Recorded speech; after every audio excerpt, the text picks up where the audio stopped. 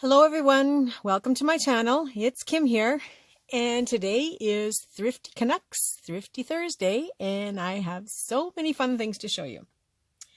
So today was a combination of three different thrift shops that I went to, and I didn't get a lot at each one, but I did get a little something from each one.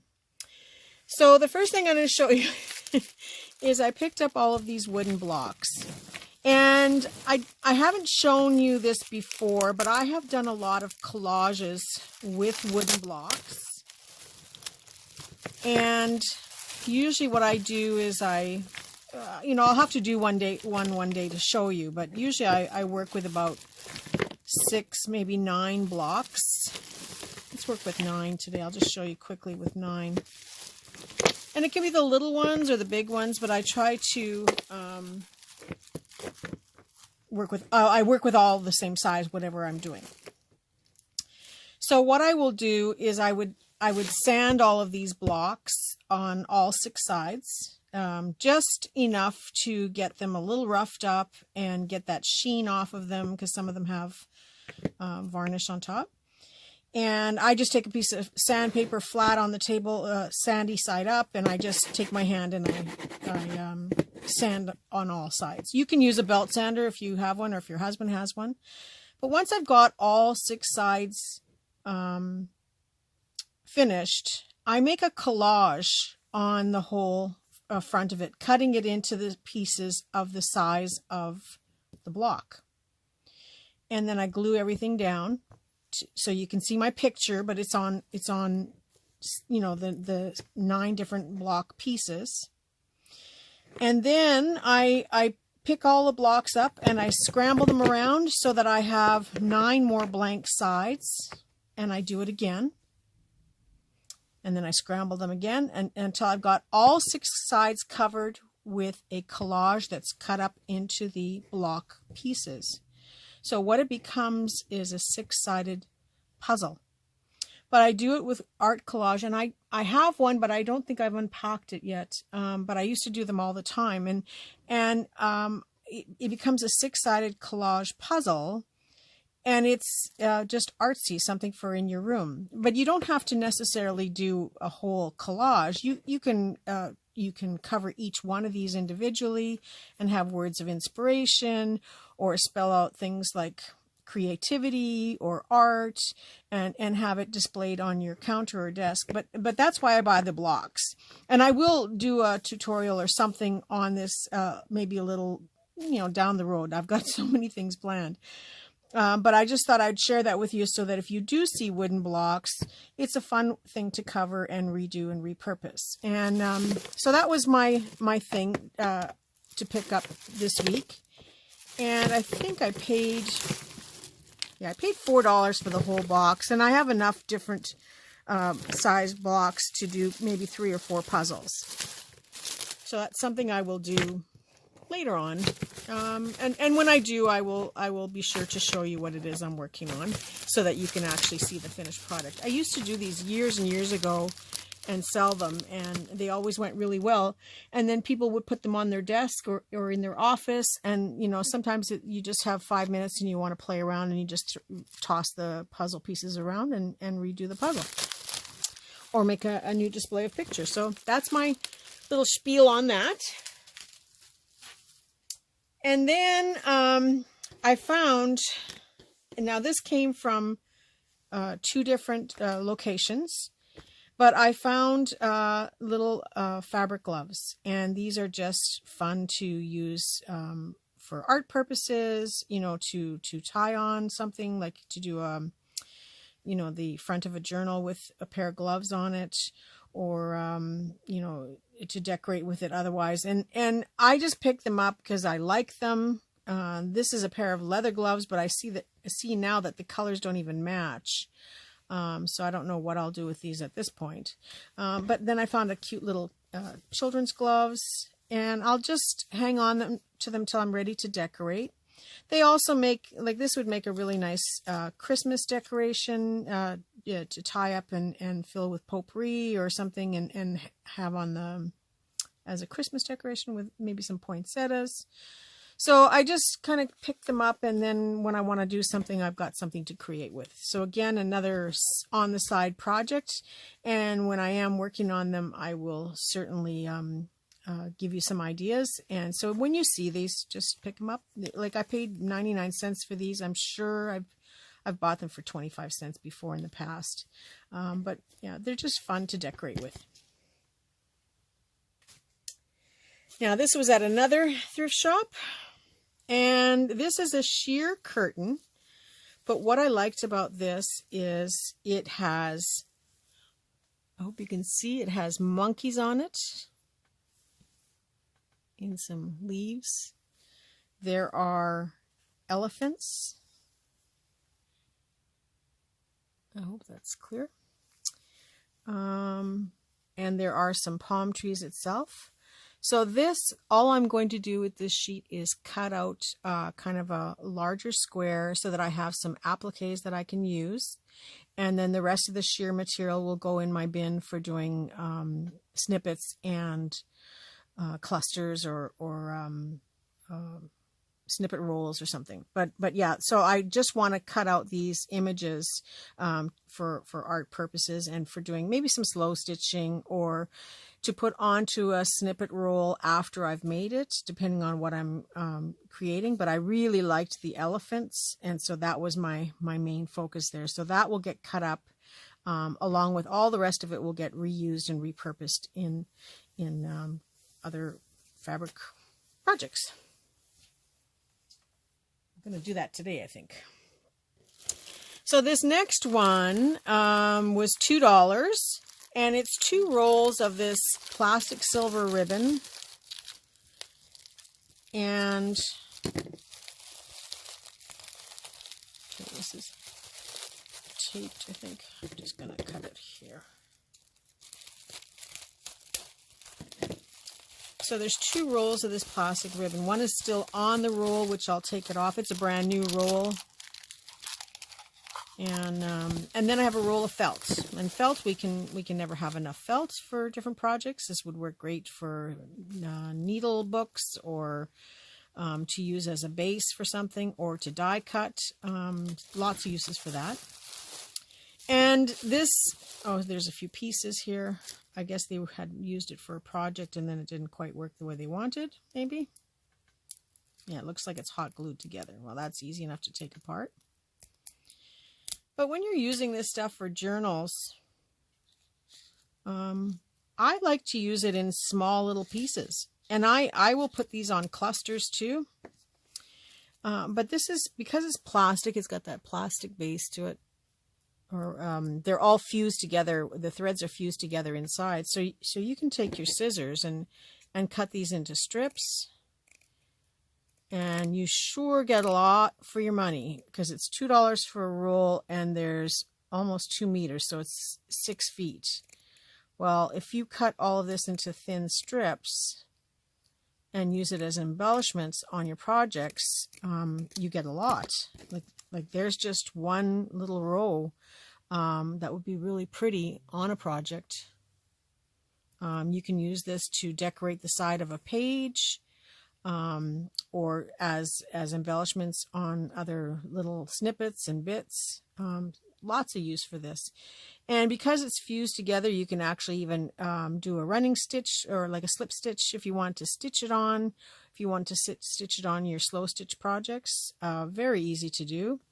And then like even the rhinestones, if you cut those in 1 or 2 strip rows, they're very easy to cut. No lines to follow. It's pretty easy to do.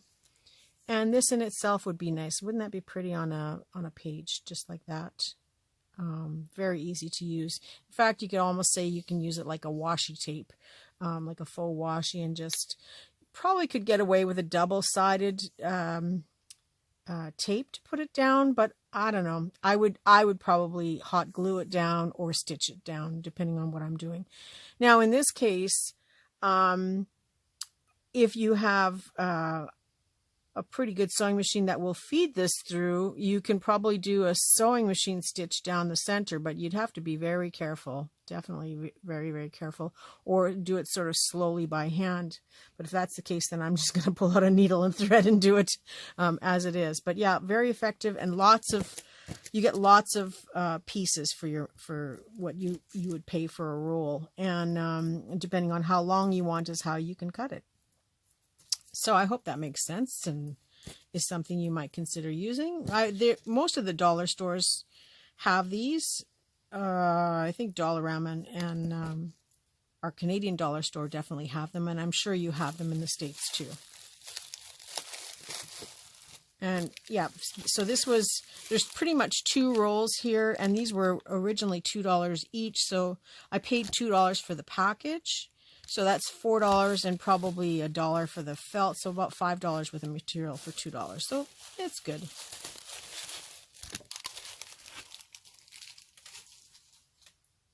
The next thing I want to show you is some more wrapping paper. But this is individual gift wraps that they've just packaged together all in one bag. And some of it is old and vintagey. Some of it is yikes type paper, but it's all good, right?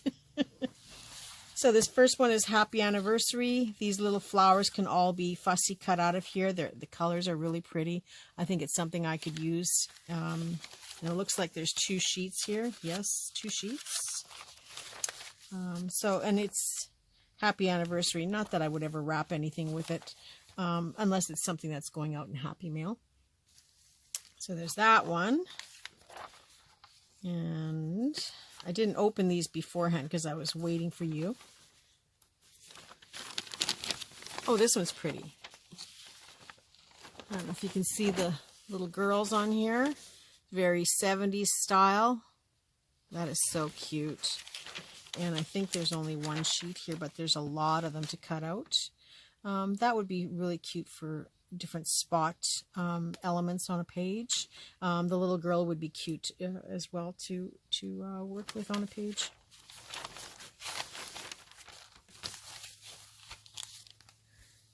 This next one is a very large, this is interesting. It's a very large wrapping paper bride and groom. I don't know if you can see them in the picture there. Yeah, this is definitely very 70s. I think about the only thing I would use here is the border, or else I would use this as a background. You can use this definitely as background, because once you cut these into squares, you would never know that that's the bride's feet there. So you could use part of it, but I think for the most part, it's just going to be something I use to wrap a project in, or wrap something in for mailing. This next one is cute, little spot elements of flowers. This would be great in clusters. And they do say a shower gift. Not much here, a third of a page, but still very pretty. Love the little flowers. I think I could use those. Ooh, what's this one going to be? Oh, daisies. Not much here, but you know, if this was trimmed so that there were no torn edges, you could easily fold this and stick it into a journal book as a page. That would be pretty, or use it for decorative purposes on a page. I don't think you can really fussy cut those out individually, maybe the odd one, but I would use it sort of in clusters. Looks like I got another piece of that bridal page. There again, once it's cut up and you can't really see the bride and groom, I don't know if you can see it from here, you can use these as a page in a journal as well. This is the only one part where you would see them, so I would maybe cut that out, or use it for collage backgrounds. Ooh, what's it gonna be? What's it gonna be? It is Christmas. Oh, this is pretty. Oh, isn't that sweet? A vintage Christmas with the snowman. These little figures could easily be cut out for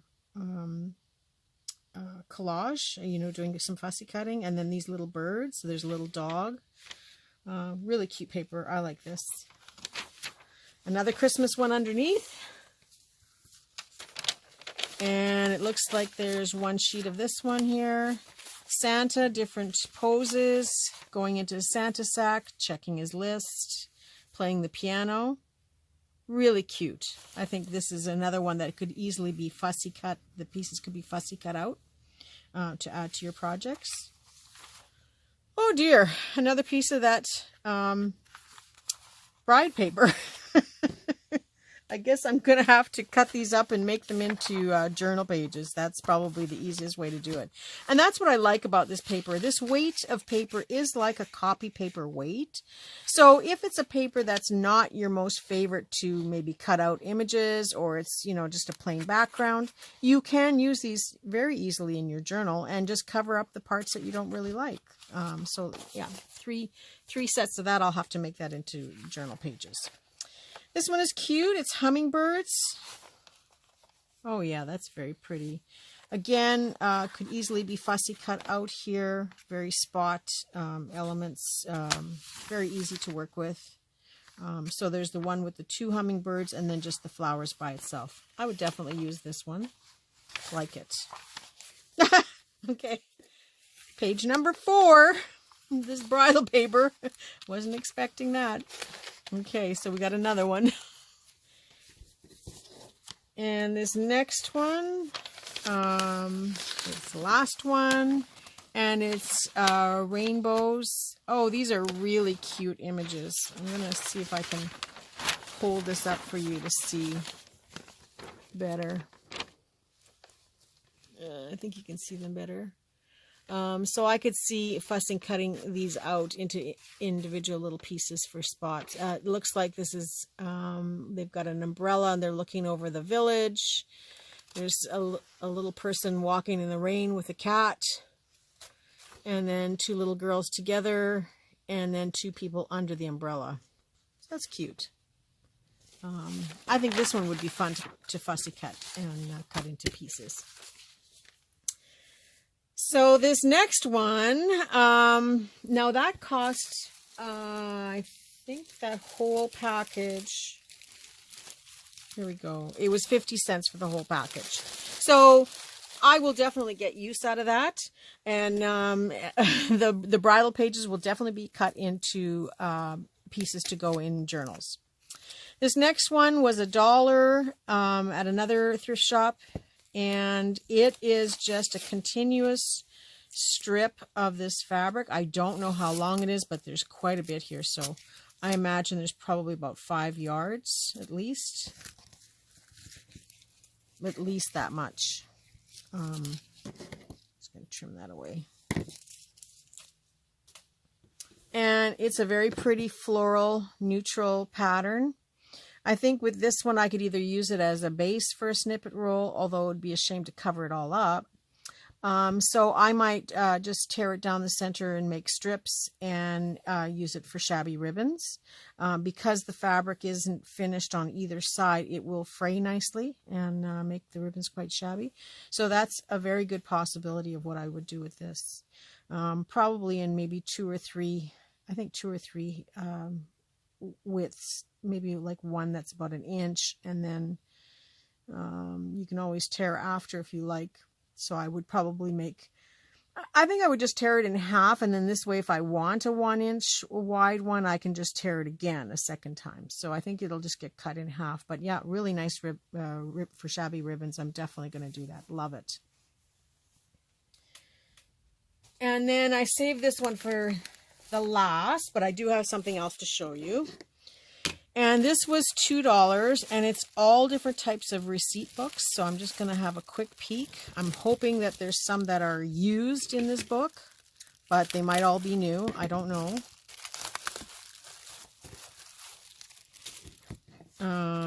This one, yeah, this one's a brand new one, but again, it can still be used for art purposes.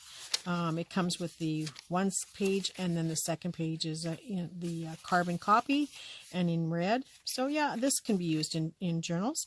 And also this can be turned over and used as note paper in your journals. If you're making any notepads, you can use it and turn it over on this side and use this as the writing side.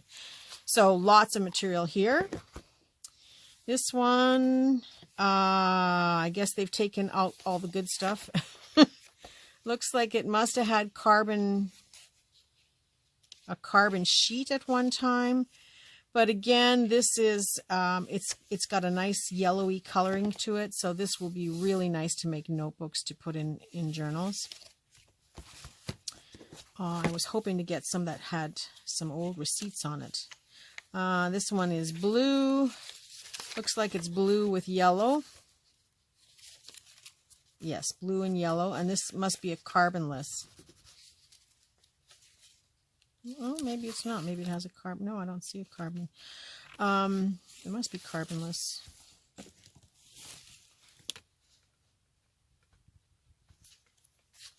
Yes, it is. It's carbonless paper, so you can double up and make receipts with it. It doesn't have like 19.99, so you can use this currently. So it is a current receipt book, but it's also great journal paper to make notebooks with. That's what I like this for. And another style again, very plain looking. It doesn't look like there's. It must use a carbon paper underneath. Yes, there is carbon paper there. So that means that these are not with carbon on them, so they would also be nice in a notebook. And then this one is in green. Oh, I like all the colors that I'm getting in these things. So this is, I think, the same thing. Must have had a carbon at the back that's missing, but these are all perfect for using for notebooks. So I'm happy with what I paid for it. I might keep one for if I have to actually write a receipt, but the rest of them I will use. In fact, I'll probably keep the one that has the carbonless for actually writing a receipt if ever I need to, and then the rest I will use for art purposes. So keep your eye out for these. That's a great find. And then I have this I bought at the dollar store. Now, my friend Barb, her YouTube channel is Barb Inc. And she does Stampin' Up. She's a card maker, an incredible card maker. Hi, Barb. And she also teaches classes, and she sells Stampin' Up products. I don't know how much she's using her YouTube channel, but you can go and find her channel. I can link to it below if you like. She's called Barb Inc. I-N-K for her business. And she had shown me this a long time ago, and I had one kicking around in my stash of tools, but somehow I've misplaced it. I don't know where it is. So what it is she made sponge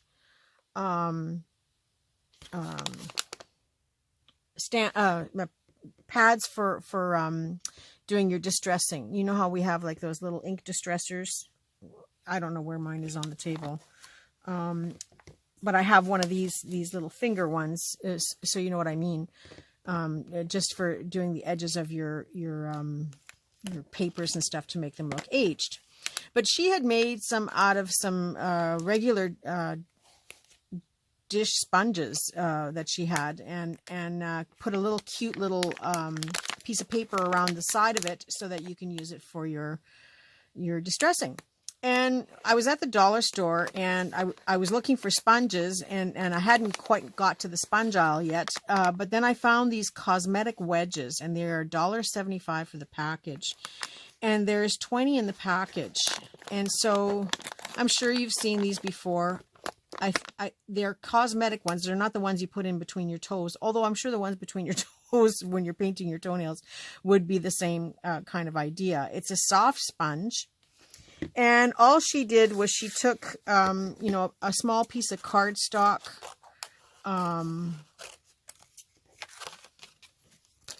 This is, I'm just making this the same width as the sponge itself, which is what she did. And then she just took a small piece, maybe about 2 inches. It'll depend on the piece of sponge that you've got, but you know, and it could be another type of sponge. And she just wrapped it around like this, and then took her stapler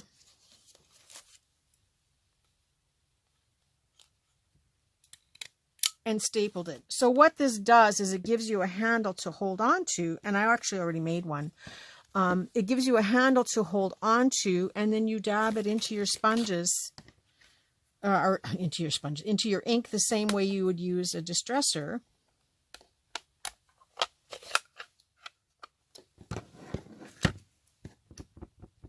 And there must be something on the table I can use. Yeah, I've got this page here. And then you would just distress your edges the same way. And I just thought, you know, if you're somebody starting out and you're new to doing journaling and stuff, and it's expensive to buy all these fancy tools, and you don't know for sure if you're going to like the tool. So I would recommend going out and investing in something like this for dabbing your sponges into the ink, and then for distressing your pages, because it works actually very nicely. And what I like about this is at $1.75, when they start to wear out, you don't have to feel guilty about chucking them and taking another one. It's very inexpensive to use for distressing your pages. And the other thing you might want to consider is that if you have multiple different ink colors, maybe you would use a plain paper for holding on to, and you could write the ink pad number. You know, some people have 30, 40 different colors of ink, and they might have 6 shades of blue, you know, from aqua to navy to indigo. And so if you dab your ink number or your ink color name on here just for a quick reference, then you could have these sitting in a dish all together, and it really wouldn't matter. I mean, it's not going to transfer much ink from one to the other, especially if you've already used it. So it would definitely not have as much ink on it. But I just thought these were really cute, and what a great way to be able to distress your stuff. And you could take these with you, and they're very lightweight, and you're not carrying a lot of product if you're going you know, for an evening to a bunch of friends. You don't have to carry all your supplies with you. That's another option as well. But I just found it so inexpensive at that price. You're looking at what, so 20 cents, about 10 cents each, right? About 10 cents each to make one of these. And we all have bits of scrap papers and cardstock in our stash, or anything that's paper could be wrapped around here. It's just to give you something to hold on to, so you're not holding on to the sponge itself. But that's just my little tip for the day.